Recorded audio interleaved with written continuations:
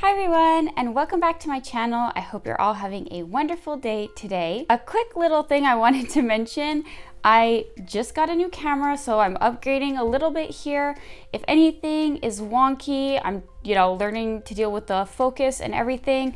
Please bear with me. I'll try and have it figured out in the next couple of videos. On that note as well, a quick thank you for 1,800 subs. I really appreciate it. I appreciate every one of you who comment on all of my videos. It's just really nice to have this support, so thank you so much.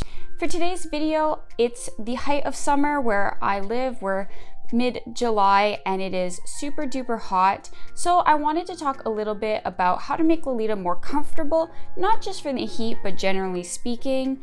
This is the time of year where I struggle to wear it the most. So when I'm getting dressed up and wearing Lolita, I'm gonna wanna make my coordinate as comfortable as possible for the whole day. I have never been someone who finds Lolita uncomfortable to wear, generally speaking, but I still wanted to go through some basic tips that I've accumulated over the years to help you feel more comfy in all of your coordinates, physically speaking. These are not necessarily specific tips for people with sensory issues. That is a whole topic altogether, but this is more for people who aren't sure how to find comfort in their Lolita cords and want to make some slight adjustments, if you're planning on wearing it for a really long time or something like that. The first tip I want to give, I think, is also the most important, and that is proper sizing for your body and or have some shirring on the dress. Now, if you are someone who fits within measurements of Lolita dresses without any shirring, and I'm talking about the one size fits all dresses here, not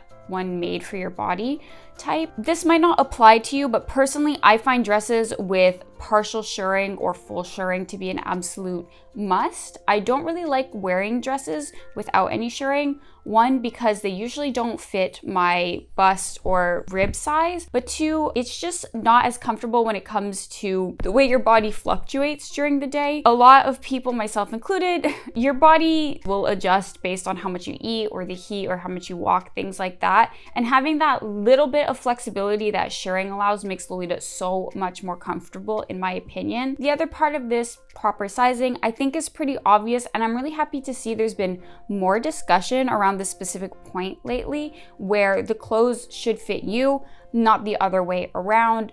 If you feel like you're breathing in and there's parts of the dress like really constricting or fighting against the natural sides of your body, then I would recommend either tailoring or altering it or finding a different piece that will suit you more comfortably. I think this is something that every Lolita has been through. When I first joined the fashion, I remember I bought an AP blouse that had no shirring, just thinking, well, it must fit me because I've had the privilege of fitting into straight size garments all of my life. So I just didn't really think about measurements before I started wearing Lolita. But when you put on something that doesn't fit, it just really makes you feel so much more uncomfortable, especially in a layered style like Lolita. So proper fitting is really, really important if you want to be comfortable in Lolita for long periods of time. My next tip is something that I've said a few times before on this channel, and that's a petticoat with a drawstring or custom sized petticoat. Now, most petticoats are like an elastic waistband. I find these things to be the devil, to be honest. They're such a lie in terms of inclusive sizing, I find, because what happens is they're usually made for the smallest measurement and then they stretch to like adapt to other sizes, but that just means that you're kind of fighting against the original measurement of it, and I find they always are still quite tight, even if they do technically fit. That's why I much prefer my petticoat that has a drawstring from Me Likes T, because it's made to be much wider than your given measurements and you tie it tighter or looser to fit you. I think it's also worth investing in a custom size petticoat, because again, if the measurements of the petticoat are like 60 centimeters to 100 centimeter waist, well, that's all nice and well, but it's probably more leaning towards the 60 centimeter. And having a petticoat made where the minimum measurement is your measurement will probably make it more comfortable. If you're planning on wearing Lolita in the long term, if you've tested the waters and you really like it, a good petticoat is always worth investing in. So I would also recommend investing in one that is specifically tailored to your waist. Number 3 is for hairstyles, and it is specifically to wear your hair down or in very simple low styles. Personally, I find it so uncomfortable to spend the whole day with my hair up in pigtails or a super high style or wigs or anything like that. It just really irritates me. It gives me a headache. You know, a lot of people don't like wigs in general. When I just want to be comfortable with Lolita, I wear my hair down like this. I know some people think it's not styled enough, but personally, I don't really care. I think as long as your hair is brushed, neat, you know, clean, you know, so be it. There have always been people just wearing their hair down with Lolita. I feel like a lot of people who say you have to style your hair look at like perfectly straight textured hair that's been brushed and see that as styled, but then if hair is more like wavy or something, they see it as unstyled, and I think that's bullshit. If you just want to wear your hair down, wear something without a ton of volume on the top. But even then, I've seen mini hats and these voluminous headpieces work with just straight down hair because the rest of the coordinate is balanced with it. I don't think every single hairstyle with Lolita needs to be styled in some way. It's okay to just wear your hair down. This is one of my favorite headpieces for that reason. It's super easy to just wear your hair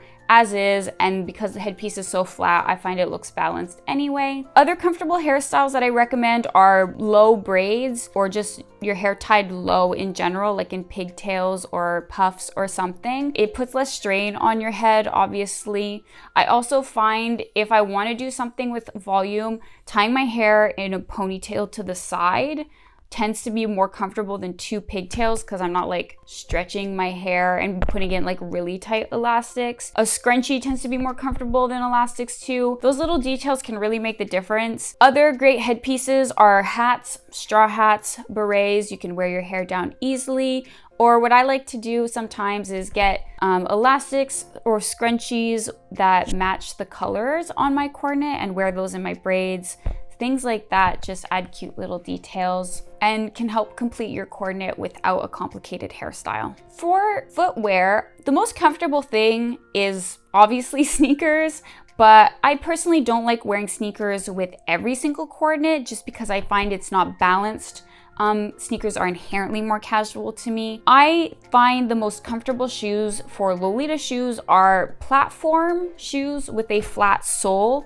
So my favorite shoes are my Moto shoes. I'll put a picture on screen. They're from Taobao, but these are very, very comfy shoes, and I've always found this style of shoe more comfortable. My day-to-day shoe used to be a YRU platform, but those have like a skinny platform, and the Moto ones have a really thick one. So you don't have to worry about balance or being clumsy in these types of shoes. The reason I'm specifically saying platforms is because they tend to have more cushion versus things like tea parties like I'm wearing right now, which have a very thin sole. And I usually find that tea parties make my feet tired quicker than platform shoes. I find platforms look good in every sub-style. I know they're less common in classic, but because they're such like a stereotypical Lolita shoe, in my opinion, whenever I see a cord with them, I think they work. Obviously, I'm talking like specifically about Lolita style shoes, but yeah, I just really like platforms. I think they really look cute and I find them super comfortable to wear. These Moto shoes I can wear for hours on end.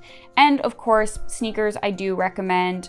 I also think that it's good to have footwear that is adapted to the weather where you live. So having a pair of rain boots in a color that match your cord, or winter boots, like I'm talking actual boots here for big winters, like if you live in Canada like me, it really makes a difference being able to match your shoes to your coordinate and have them be comfortable. Honestly, sore feet or cold feet or something can like really ruin your whole day. And for legwear, number 5, I recommend finding socks with some cotton in them. Most of my socks are from Angelic Pretty, and the most comfortable ones are the ones that are at least 50% cotton, and all of my most uncomfortable ones are just polyester. For socks, in terms of comfortability, I'm talking about like stretchiness and softness and texture. A lot of AP's more modern socks are really tight, and obviously I can only speak to the socks I own, but cotton ones tend to stretch more and tend to be a lot more comfortable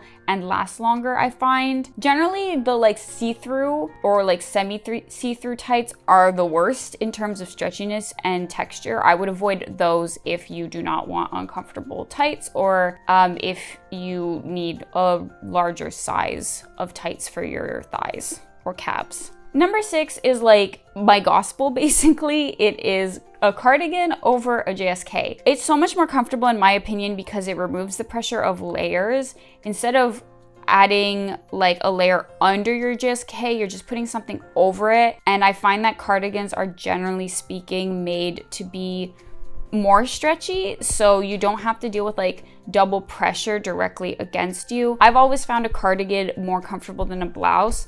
Obviously, I don't mind wearing blouses. I'm wearing one right now. But for just day-to-day comfortable coordinates, I always opt for a cardigan.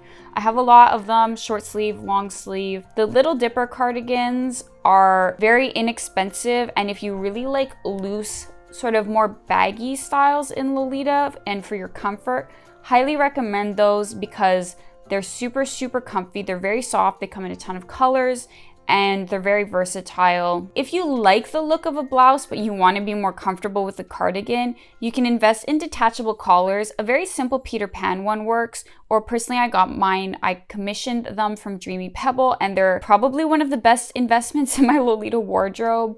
They really add a cute look to my coordinates without having the layers of a blouse, a cardigan, and a JSK. So I've been wearing them with like almost every other coordinate for Lolita for the last couple months. A detachable collar I find is especially helpful if you have thin cardigans.